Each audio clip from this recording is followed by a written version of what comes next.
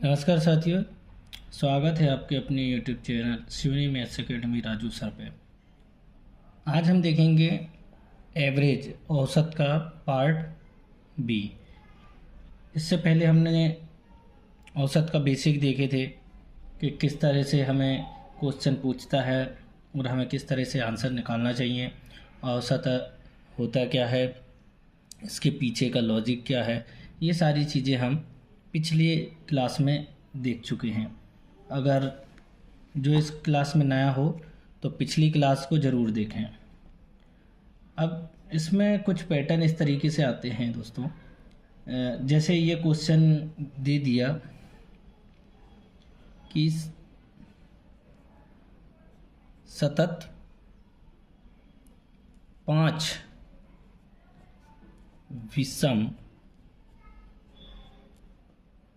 विषम संख्या का औसत कितना है अपना 95 है।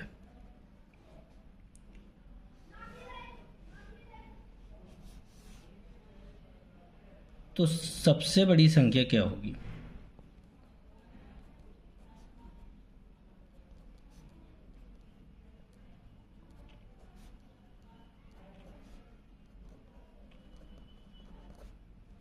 अब ये क्वेश्चन है तो इसमें क्या दिया है, मैंने पिछली क्लास में बताया था कि जब अगर अंतर बराबर हो तो बीच वाली संख्या ही औसत होती है। तो ये 95 बीच वाली संख्या होगी क्योंकि और ये औसत है 95। मैंने ये बताया था कि अगर अंतर बराबर हो, विषम संख्या बोल रहा है ना, सतत 5 मतलब लगातार 5 विषम संख्या, तो बीच वाली संख्या 95 होगी। तो इसके अगली जो विषम होगी वो कौन सी होगी? 97। इसकी अगली होगी क्या? 99। इसके पहले की होगी 93 और इसके पहले की जस्ट होगी 91। ठीक है, यहाँ समझ में आ रहा है क्या पूछा गया है कि विषम संख्याओं का औसत 95 है। ठीक है, 5 संख्या तो बीच वाली संख्या क्या होगी? औसत होगी। तो 2 संख्या लेफ्ट हैंड साइड होगी, 2 संख्या राइट हैंड साइड होगी। अब इसमें क्या पूछा? बड़ी संख्या। इसमें अब क्वेश्चन किस तरीके से पूछता है, इस तरीके के क्वेश्चन जो आते हैं उसमें मैं सारे प्रकार के जो क्वेश्चन हैं उनको मैं बता देता हूँ कि किस तरीके से पूछा जाता है कि सबसे बड़ी संख्या कौन सी होगी या सबसे छोटी होगी, या दूसरे नंबर की सबसे बड़ी संख्या तो ये हो जाएगी, दूसरे नंबर की सबसे छोटी संख्या तो ये हो जाएगी। अब इसमें ये पूछ लेगा कि अवरोही क्रम में जो संख्या है, अवरोही क्रम में पूछ लेगा या आरोही क्रम में पूछ लेगा। ठीक है, तो आरोही क्रम में पूछ लेगा तो उसमें कुछ भी पूछ सकता है कि चौथे नंबर की संख्या कौन सी है, तीसरे नंबर की। आरोही क्रम मतलब होता है दोस्तों बढ़ते क्रम, और अवरोही मतलब होता है घटते क्रम। अवरोही बढ़ते क्रम मतलब सबसे छोटी, फिर उससे बड़ी, फिर उससे बड़ी, फिर उससे बड़ी। ठीक है, और घटते क्रम में क्या होगा? अवरोही मतलब घटते क्रम, बड़ी छोटी छोटी। तो इस तरीके से जो क्वेश्चन आते हैं तो हम आसानी से निकाल सकते हैं। हमको औसत पता रहना चाहिए, कौन कौन सी संख्या आ रही है वो पता रहना चाहिए। तो आरोही पूछे, अवरोही पूछ ले। अब इसमें कुछ क्वेश्चन ऐसे भी आते हैं कि इसमें पूछ लिया कि D-A क्या होगा, तो हमको घबराना नहीं है। हमारे पास 5 संख्या हैं तो हम A B C D E इस तरीके से मानेंगे। तो हमारे चौथे नंबर की संख्या D होगी 97 और फर्स्ट संख्या होगी किन से 91, तो 6। ठीक है, तो ये इस तरीके से क्वेश्चन आते हैं। अब इसमें क्या होगा कि जिस तरीके से भी अगर क्वेश्चन पूछा गया, कुछ क्वेश्चन इस तरीके से भी आता है कि A इंटू डी बराबर क्या, मतलब पहली संख्या हमारी 91 है और चौथी संख्या क्या है 97 है। इनका हमको गुणा करना है, तो हम गुणा भी आसानी से निकाल सकते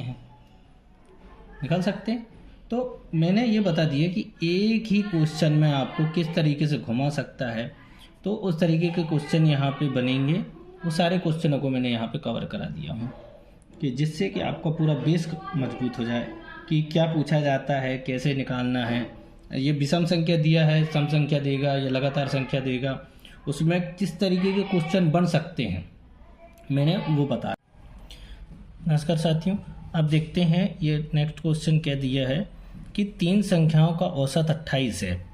पहली संख्या दूसरी संख्या की आधी है तथा तीसरी संख्या दूसरी संख्या की 2 गुनी है, तो तीसरी संख्या क्या होगी। इस तरीके के क्वेश्चन जब भी हल करते हैं तो दोस्तों सबसे पहले हम x की वैल्यू हम तीनों संख्याओं की निकाल सकते हैं कि किस तरीके से किसका मान क्या होगा। तो इसमें क्या दिया है, फिर उसके बाद में हम इसका योग को उसमें जोड़ के आंसर निकाल सकते हैं। जैसे क्या दिया है, 3 संख्याओं का औसत 28 है, तो हम पहले तो योग ज्ञात कर लें। 3 गुणित 28, 28 दिया 84, ये क्या हो गया, हमारा योग हो गया।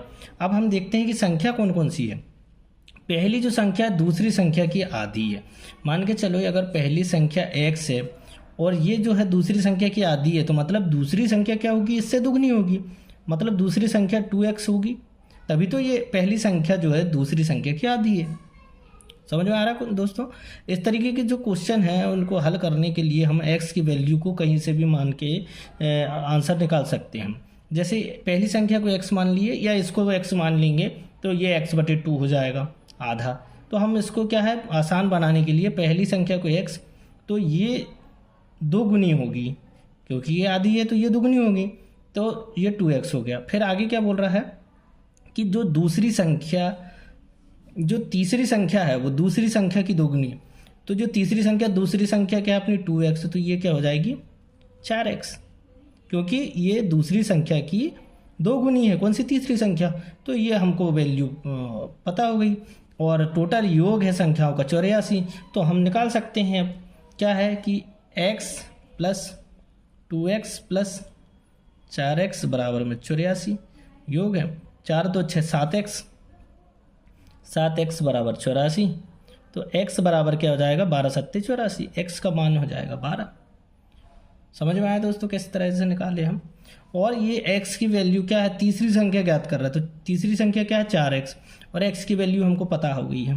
तो 4x बराबर क्या हो जाएगा, मतलब जो तीसरी संख्या है 4x है, तो 4 गुणित 12, तो हमारा आंसर आ जाएगा 48।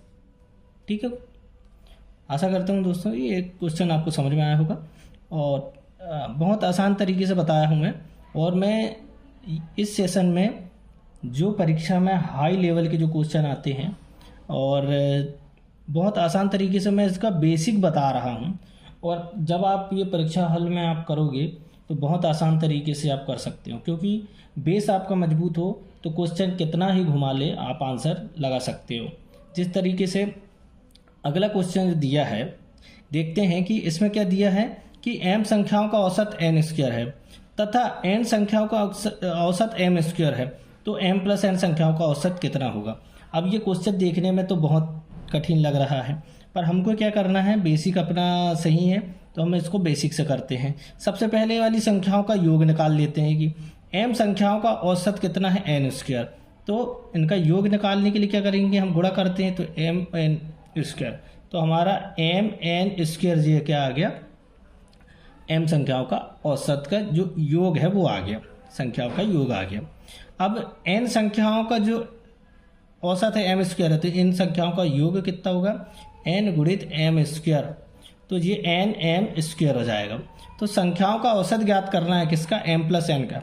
दोस्तों कभी भी ध्यान रखना कि जैसे हम 7 संख्याओं का औसत अगर 80 है, 8 संख्याओं का औसत 56 है, यहीं ये क्वेश्चन दिया है कि जो भी m संख्याओं का औसत इतना है,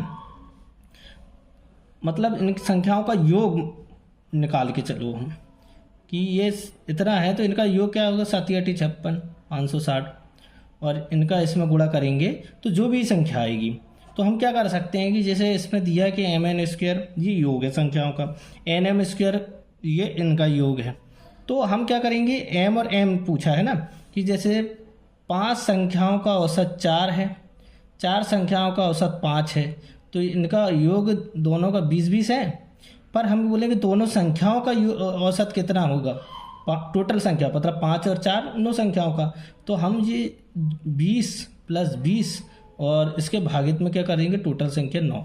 तो यहाँ हम किस तरीके से इसका जो है आगे इसका जो डेफिनेशन बनाएंगे कि जैसे हमको m संख्याओं का औसत n है तो इनका योग आ गया mn², और n संख्याओं का m² था तो इनका योग nm²। तो m और n मतलब ये संख्या जैसे ये 5 और 4 दिया है, तो हम क्या करेंगे, इनको तो लिखेंगे कि कुल संख्याओं का योग, जैसे 20 और 20 लिखे थे हमने, तो ये हो जाएगा mn² प्लस nm² बटे में m प्लस n। ये क्यों लिखे दोस्तों, मैं इतना घुमा के इसलिए बता रहा हूँ ताकि इसके पीछे का जो लॉजिक है आपको समझ में आए कि ये जैसे m संख्याओं का औसत n² था तो इनका टोटल योग निकालते हैं हम, तो गुणा कर देते हैं, तो ये आया। n संख्याओं का औसत m² है तो इनका गुणा करते हैं तो हमारा योग ये आ गया, ठीक है। और फिर इसका m और n संख्या, मतलब इसमें कुछ नहीं बोला है, टोटल संख्याओं का औसत पूछा है, क्योंकि उसमें हमको टोटल संख्या पता नहीं है ना, m और n जैसे इनका निकाले थे, तो ये डेफिनेशन ऐसा आएगा। अब इसको सॉल्व कैसे करेंगे कि इसमें कॉमन ले लेते हैं हम m और n, देखो इसमें दोनों में कॉमन है, तो m और n कॉमन लेंगे तो क्या बचेगा, यहाँ n² है, m और n निकल जाएगा तो यहाँ बचेगा n प्लस यहाँ से n और m निकलेगा तो यहाँ बचेगा m बटे में m प्लस n, तो ये हो जाएगा कैंसिल। तो हमारा आंसर क्या आ जाएगा, m और n। समझ में आया दोस्तों, इसके पीछे का लॉजिक आपको तरीके से समझ में आ रहा होगा। तो ये क्वेश्चन बहुत आसान है और कम समय में निकाल सकते हो। अगर आपका बेस मजबूत है तो क्वेश्चन कितना ही घुमाएं हम उसका आंसर बहुत आसानी से निकाल सकते हैं। जैसे अगला क्वेश्चन देखते हैं कि एक समूह में विद्यार्थियों के औसत अंक 63 है, ठीक है। एक समूह, अभी समूह में कितने विद्यार्थी हैं अभी इसमें स्पष्ट नहीं हुआ है। आगे पढ़ते हैं कि इनमें से 3 के प्राप्तांक हैं 78, 69 और 48, ठीक। शेष 6 विद्यार्थियों के औसत अंक कितने हैं वो ज्ञात करना है। तो इससे स्पष्ट होता है 3 के प्राप्तांक कितने हैं और शेष 6 हैं, मतलब टोटल जो है, टोटल कितने लोग हैं वो हैं 9, ठीक है।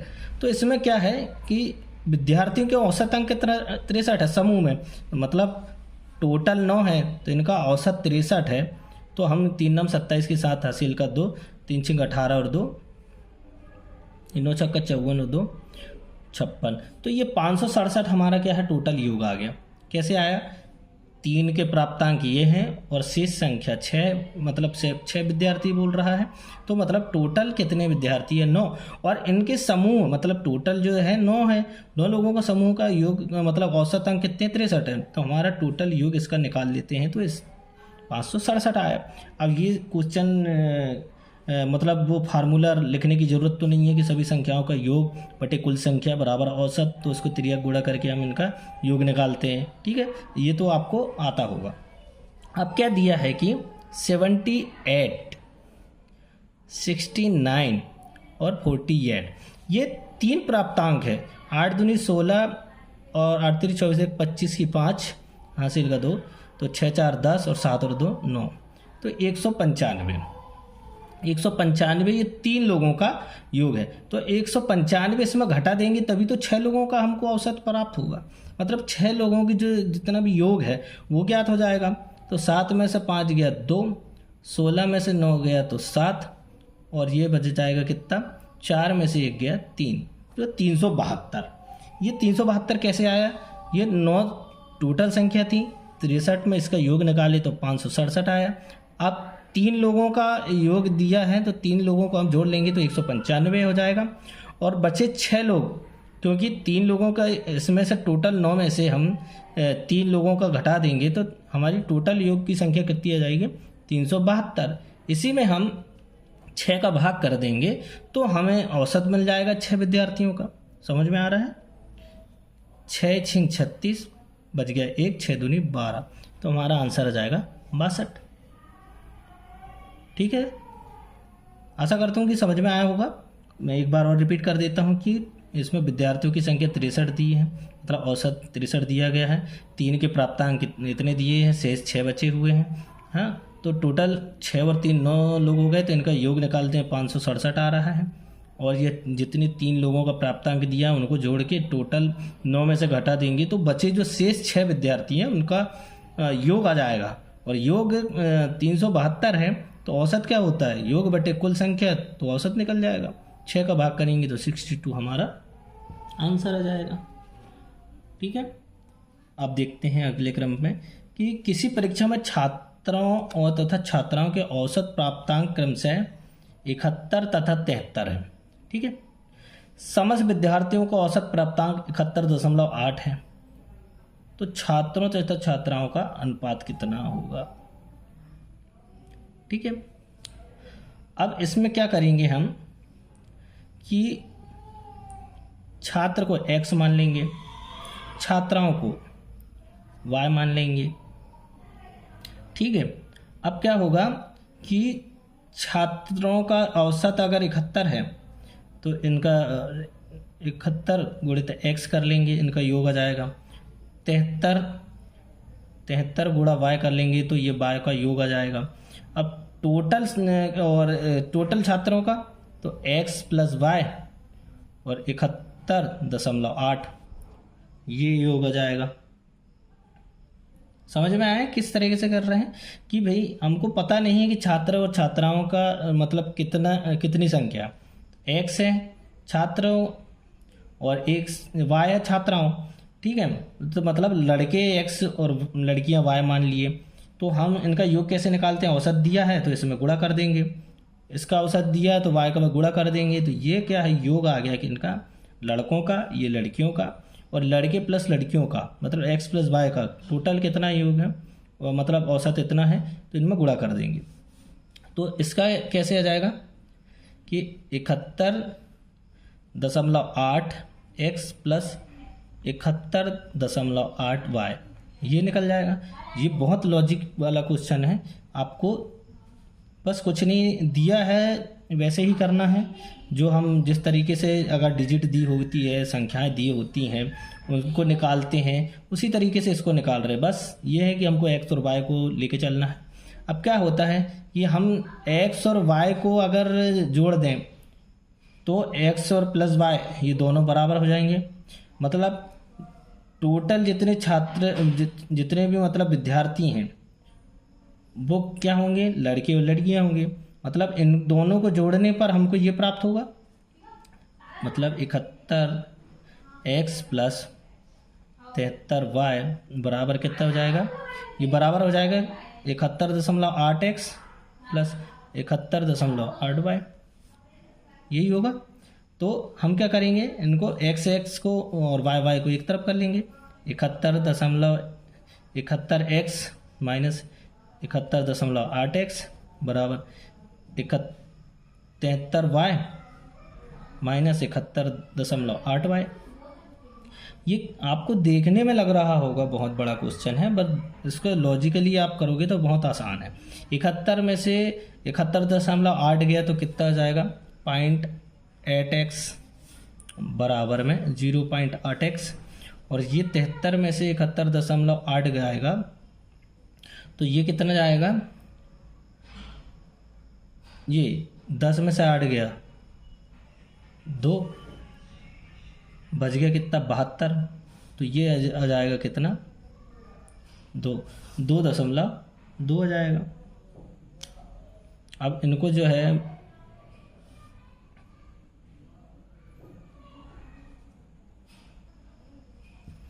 ये 1.2 आएगा, क्योंकि इसमें से अपना 10 में से 8 गया 2 हो जाएगा, यहाँ 72 बचे, 72 में से 71 मतलब 1.2 हो जाएगा y। तो x बटे y बराबर कितना हो जाएगा, 1.2 बटे 0.8।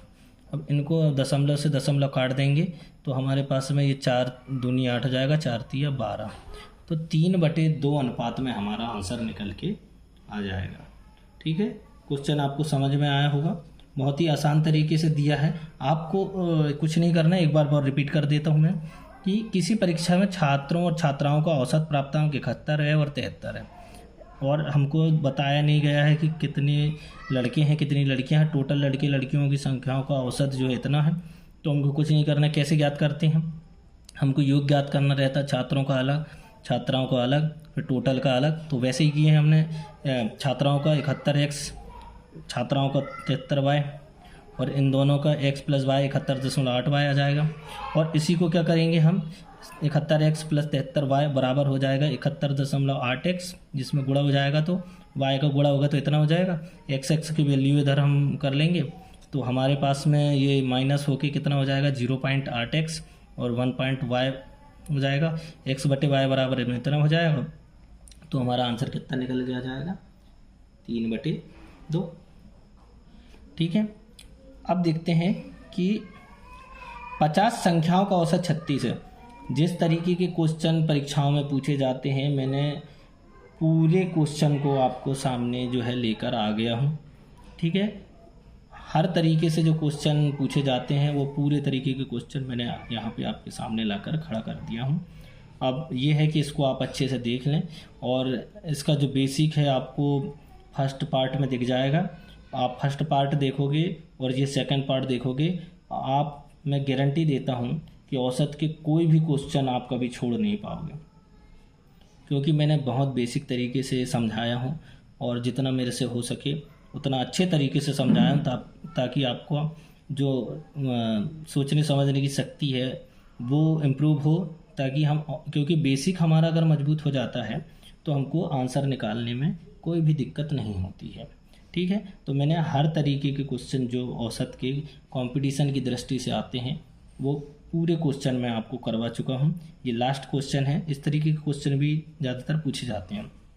क्या दिया है कि 50 संख्याओं का औसत 36 ज्ञात किया गया। ठीक है, बाद में एक संख्या पता चला कि 48 के स्थान पर 23 ले ली गई, तो शुद्ध औसत क्या है। मतलब हम सबसे पहले तो क्या करते हैं, हम योग ज्ञात करते। तो 50 संख्याओं का औसत कितना है 36, तो 36 पंचे हो गए 180, तो मतलब ये हो जाएगा 1800। ये क्या है, हमारा टोटल योग है कितना 36 मतलब 50 संख्याओं का इतना योग। तो एक संख्या को पता चला 48 के स्थान पर 23 ले लिया गया, मतलब वो संख्या 48 थी और हमने कितना जोड़ लिया 23। तो हम देखते हैं अंतर कितना आ जाएगा, 8 में से 3 गया 5, मतलब 25 हमने कम जोड़ा। अब ये यहाँ पे कभी कभी कन्फ्यूजन होता है कि इस संख्या को जोड़ना है कि घटाना है, पर ये ध्यान रखना है कि संख्या कितनी थी और कितना लिया गया। मतलब संख्या बड़ी थी और उसके स्थान पर कम लिया गया तो हमको जोड़ना पड़ेगा, क्योंकि हमको तो 25 अंक का घाटा हो गया। ठीक है, और अगर यहाँ बोलता कि 23 थी और 48 जोड़ लिया गया तो उसको हम माइनस कर देते।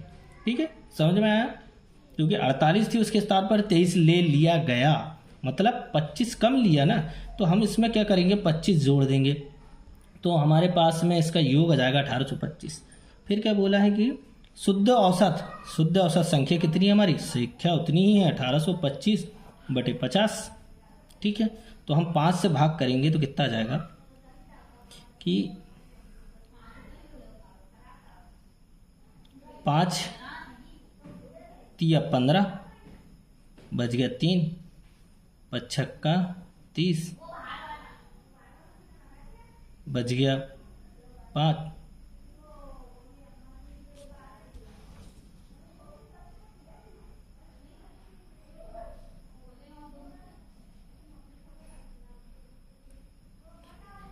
एक मिनट, क्या दिया है कि 1825 होगी, टोटल संख्या में 50 है। ठीक है, तो हम 5 का इसमें भाग देंगे तो क्या करेंगे, 5 × 15 5 बच गया 3, तो 5 × 30 बच गया 2 और 5 25। ठीक है, तो ये हो जाएगा 365, और ये जो जीरो हमने नहीं लगाया तो उसका दशमलव यहाँ लग जाएगा, तो 36.5 हमारा जो है आंसर निकल के आ जाएगा। ठीक है, 36.5 हमारा आंसर निकल कर आ जाएगा।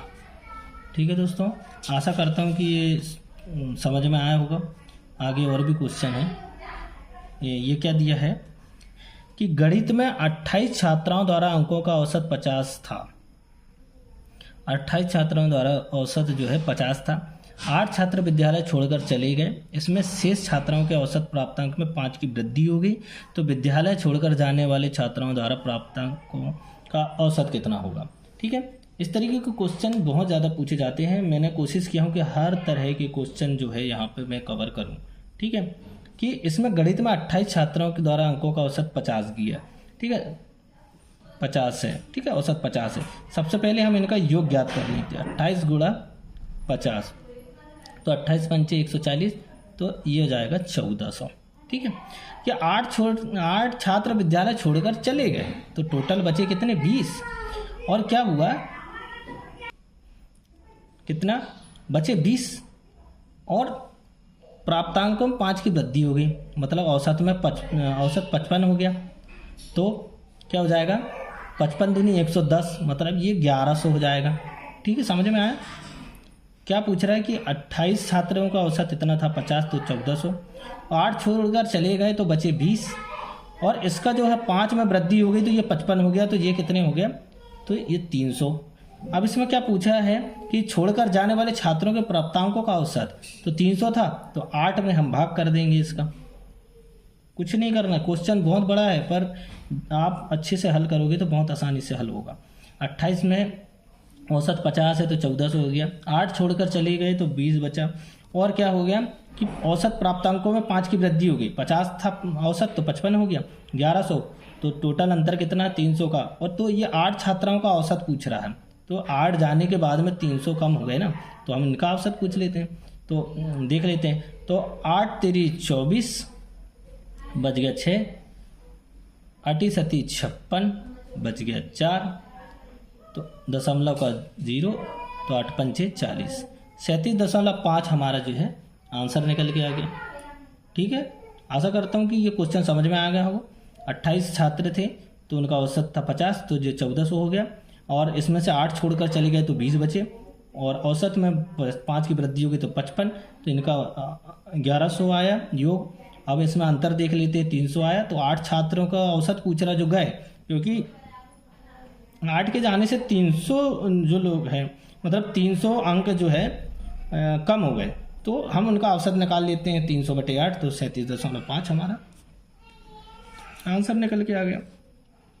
क्वेश्चन आपको कितना ही घुमाएं, आपको कुछ नहीं करना है, बेसिक अपना मजबूत है तो आपको बेसिक से ही हल करना है। आप ट्रिक कितना इस्तेमाल करोगे, ट्रिक से आपको जो है क्वेश्चन हल नहीं होंगे, क्योंकि एक चैप्टर में लगभग में 100-150 क्वेश्चन रहते हैं, हर तरीके की ट्रिक हर क्वेश्चन में अप्लाई नहीं होती है, पर आपका बेस मजबूत है तो आप क्वेश्चन कितना ही घुमा दे आप आंसर लगा सकते हो। जिस तरह से मैं आपको जो पढ़ा रहा हूँ, ये क्वेश्चन किस तरीके से, हर क्वेश्चन अलग अलग तरीके के हैं और हर तरीके से इसमें लॉजिक लगा हुआ है, तो इसको आसान तरीके से बनाने के लिए आपको बेस आपका मजबूत करना पड़ेगा। ठीक है, देखते हैं अगला क्वेश्चन। 120 छात्राओं का औसत प्राप्तांक 35 था, यदि उत्तीर्ण हुए छात्राओं का औसत 39 तथा अनुत्तीर्ण हुए छात्रों का प्राप्तांक 15 हो, तो कितने छात्र उत्तीर्ण हुए। अब यहाँ पे देखना बहुत ही अच्छा लॉजिक लगा हुआ है कि हम देख लेते हैं, इसमें दिया नहीं है कि कितने हैं। 120 छात्र हैं, उनका प्राप्तांक टोटल इतना है, उत्तीर्ण का इतना है, उत्तीर्ण कितने हमको नहीं पता, अनुत्तीर्ण का इतना है पर हमको पता नहीं है कि कितने हैं। तो हम क्या कर लेंगे कि अगर उत्तीर्ण को हम मान लें कि उत्तीर्ण कितने हैं x है, तो टोटल कितने छात्र 120, तो अनुत्तीर्ण क्या होंगे, टोटल में से x घटा देंगे, मतलब टोटल छात्रों में से उत्तीर्ण वाले घटा देंगे तो अनुत्तीर्ण आ जाएगा। बस कुछ नहीं है, अब कैलकुलेशन कर लो।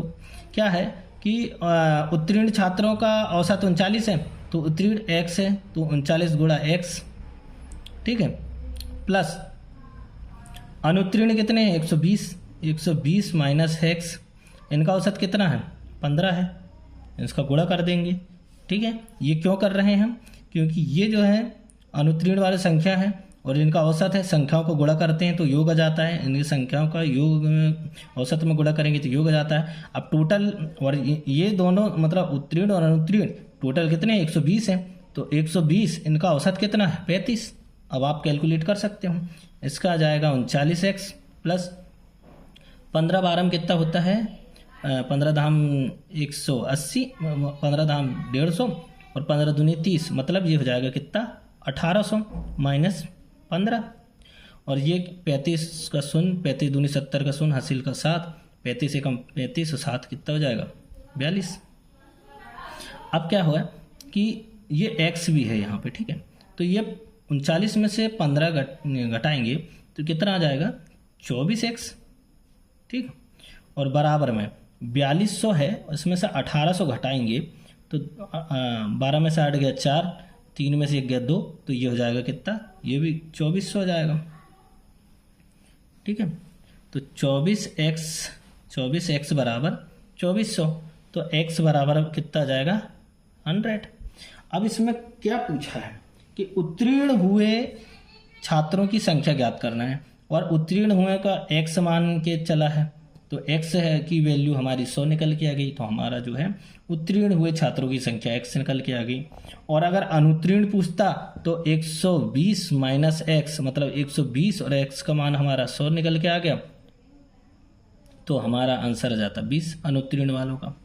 ठीक है, यहाँ पे किस तरीके से किए हैं हमने, एक बार फिर से रिपीट करता हूँ कि 120 छात्र थे, उनका औसत 35 था, उत्तीर्ण हुए छात्रों का औसत 39 है, अनुत्तीर्णों का 15 है, तो उत्तीर्ण छात्र ज्ञात करना है, पर हमको दिया नहीं है, तो इसलिए हम उत्तीर्ण छात्रों का x मानेंगे। तो अगर हमारे पास टोटल छात्रों में से उत्तीर्ण छात्र घटा देंगे तो अनुत्तीर्ण निकल जाएगा, इसलिए हमारे पास में उत्तीर्ण x मान लिए, तो अनुत्तीर्ण 120 माइनस x।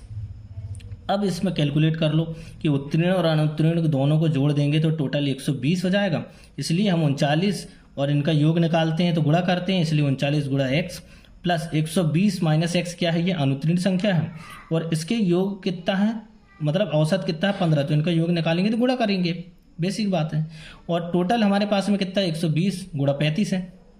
ठीक है, तो हमारे पास में ये 39x आ जाएगा, और ये इसका 15 का 120 में गुणा करेंगे तो 1800 और माइनस 15x आ जाएगा। 39x में से 15x घटाएंगे 24x आएगा, और ये 42 से और 1800x को माइनस करेंगे तो हमारे पास में 24x बराबर में 2400 आ जाएगा। तो x बराबर में x बराबर में आ जाएगा हमारे पास 100, और हमें x की वैल्यू ही पूछा है क्योंकि उत्तीर्ण संख्या, उत्तीर्ण छात्र क्या है x है, तो 100। अगर अनुत्तीर्ण पूछता तो अनुत्तीर्ण क्या है 120 माइनस x, तो 120 में से 100 घटा देते तो हमारा आंसर आ जाता 20। ठीक है, आशा करता हूँ कि आपको इस तरीके की जो सीरीज़ है RRB, LP, टेक्नीशियन, NTPC हर एक मतलब वैकेंसी में जो काम आएगी, और इसको ज़्यादा से ज़्यादा शेयर करें। और मैं ये कोशिश यही करूँगा कि आधा पौने घंटे के जो लेक्चर लेकर मैं 2 लेक्चरों में पूरा चैप्टर NTPC, रेलवे या किसी भी क्वेश्चन पेपर में आप देखोगे तो मैं हर तरीके का बेसिक आपको प्रोवाइड कराऊंगा, ताकि जितने भी क्वेश्चन आपके एग्ज़ाम में आए वो जो मैं बताऊंगा वो हर तरीके का बेसिक आपको बता दूंगा, ताकि आपको क्वेश्चन करने में आसानी हो। और ज़्यादा नहीं, सिर्फ 2 पार्ट में आपको मैं किसी भी चैप्टर का पूरा कैलकुलेशन, किस तरीके के क्वेश्चन आता है, हर प्रकार के क्वेश्चन को कवर करूँगा। ठीक है, आशा करता हूँ कि आपको ये लेक्चर पसंद आया होगा। अगर आप तैयारी कर रहे हैं तो ज़्यादा से ज़्यादा शेयर करें, लाइक करें, कमेंट करें और सब्सक्राइब करें। धन्यवाद।